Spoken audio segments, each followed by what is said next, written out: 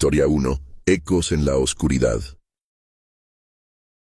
Mi nombre es Javier, y lo que estoy a punto de contarles sucedió hace casi 2 décadas, cuando me enlisté en el ejército de los Estados Unidos. A mis 18 años no tenía muchas opciones: estudiar, trabajar o ir al ejército. Elegí lo último.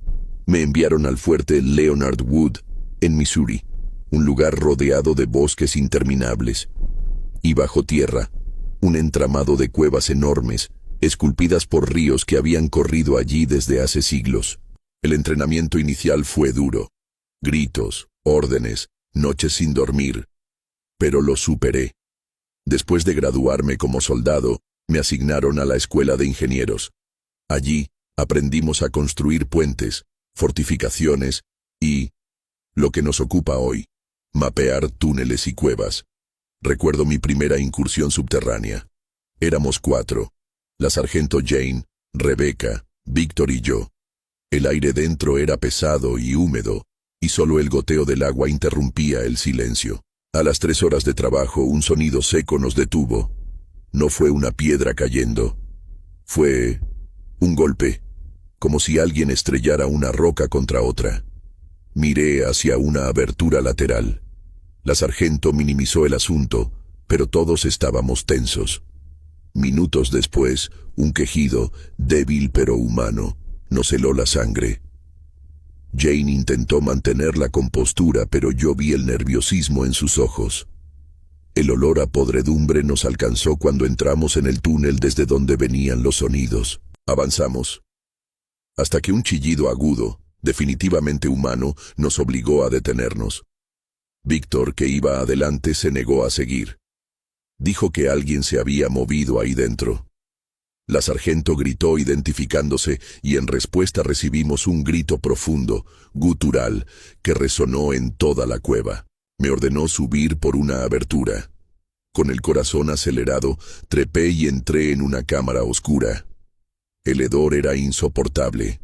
No había salida, y lo único que encontramos fue un venado en descomposición. Ninguna señal de persona.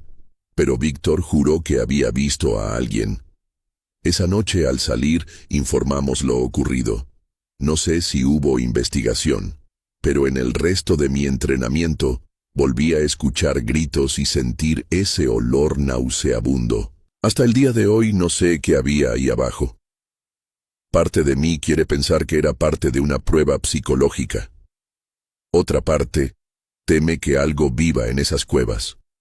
Algo que no debería estar ahí. Historia 2. La niña de la selva. Mi nombre no importa, y tampoco el país donde ocurrió esto. Lo único que necesitas saber es que, en 2018, yo formaba parte de un grupo de fuerzas especiales que se entrenaba en todo tipo de terrenos. Selva, desierto, montaña. No había lugar al que no pudiéramos adaptarnos. O al menos, eso creíamos. Aquella misión era distinta. No había enemigos que enfrentar, ni objetivos que capturar. Era un ejercicio de supervivencia extrema. 60 kilómetros de selva virgen hasta llegar a un punto de extracción. Sin mapas, sin guía. Solo tu instinto, tu entrenamiento y la promesa de que, si no llegabas a tiempo, estarías solo. Descendí en rapel desde un helicóptero, sintiendo cómo el aire caliente y húmedo de la selva me envolvía de inmediato. A mi alrededor, una muralla de árboles centenarios ocultaba el cielo. La luz apenas filtraba, y el canto de aves desconocidas se mezclaba con zumbidos y crujidos que venían de todas partes. La primera noche la pasé en un claro improvisado. Amarré mi hamaca entre 2 troncos, colgué mi equipo y me alejé un poco para preparar la cena. El olor del arroz mezclado con carne enlatada apenas se esparcía cuando escuché algo. Una risilla. Era breve, aguda y humana. Me giré de inmediato, creyendo que quizá otro compañero había sido lanzado en la misma zona. No vi nada. Caminé despacio hacia la hamaca, con el fusil asegurado, y entonces la vi. Era una niña, no mayor de 8 años, cabello negro, piel morena, descalza. Llevaba una especie de vestido de tela vieja, rasgado y cubierto de barro. Estaba tocando la cuerda de mi hamaca, como si jugara. Le pregunté en voz baja quién era y qué hacía allí. No respondió, solo sonrió, y en un parpadeo ya no estaba. Busqué alrededor, revisé el perímetro. Nada. Esa noche no dormí. El murmullo de insectos se mezclaba con esa risa que regresaba de vez en cuando, siempre a la misma distancia, como si me siguiera pero no quisiera acercarse del todo. La mañana siguiente, el aire se sentía más pesado. El sol apenas lograba atravesar la niebla espesa. Continué mi ruta, pero cada vez que me detenía, la sensación de ser observado regresaba, y en más de una ocasión, el rabillo de mi ojo captó una figura pequeña moviéndose entre los árboles. A mediodía, la vi de nuevo. Esta vez estaba colgada de una rama, a varios metros de altura. Su rostro estaba pintado con líneas rojas y negras, y sus ojos eran demasiado oscuros, como si la luz no pudiera entrar en ellos. Cuando intenté hablarle, se dejó caer al vacío.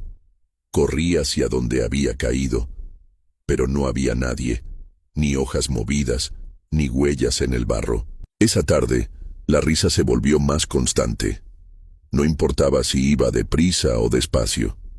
Siempre la escuchaba detrás de mí.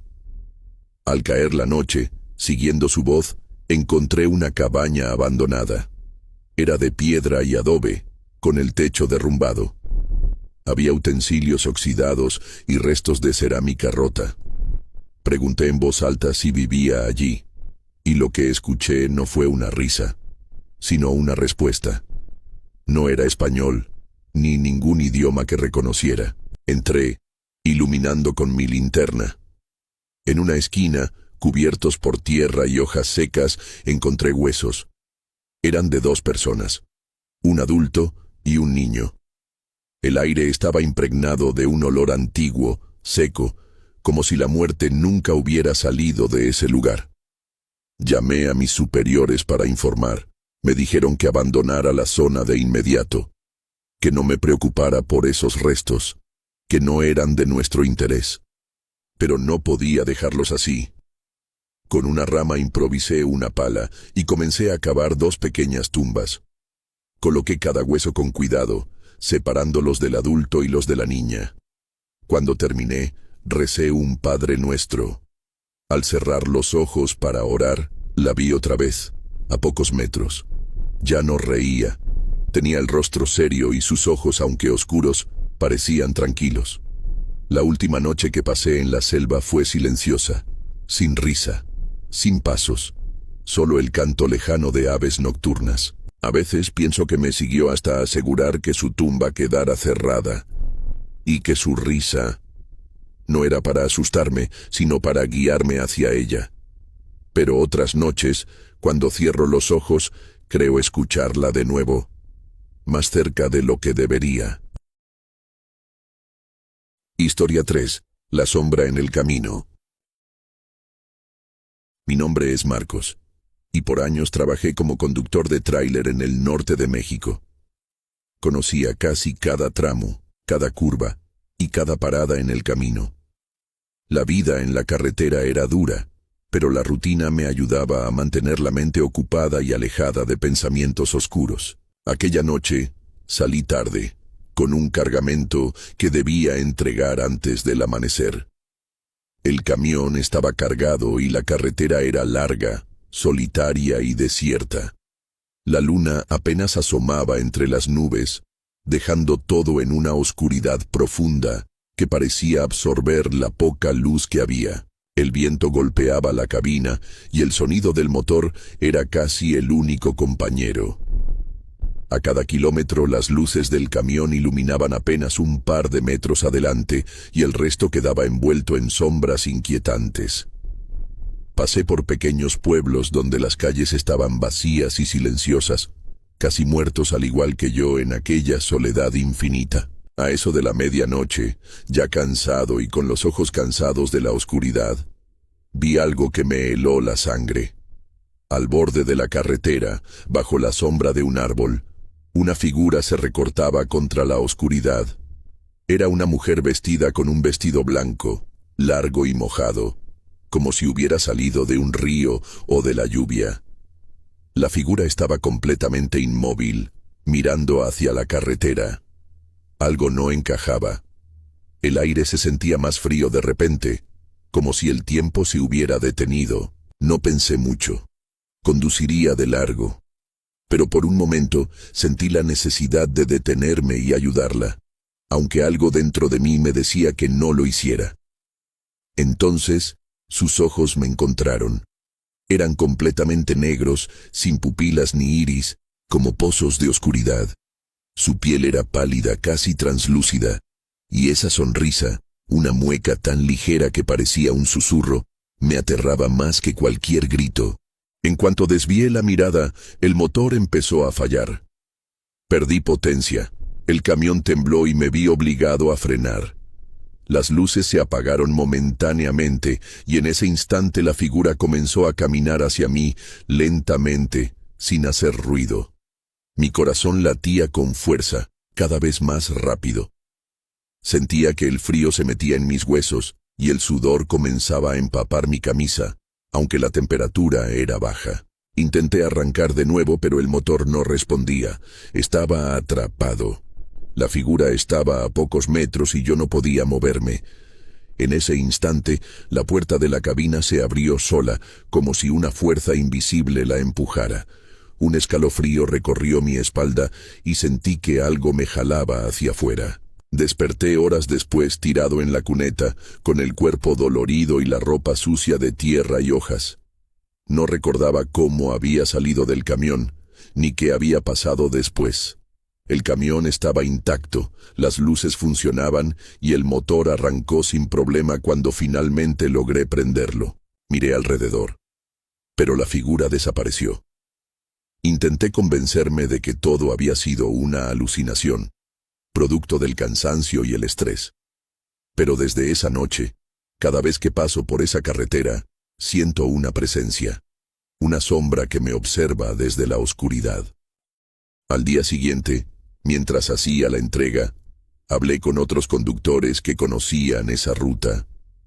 Me contaron que hace años, una mujer murió en un accidente en ese tramo de la carretera.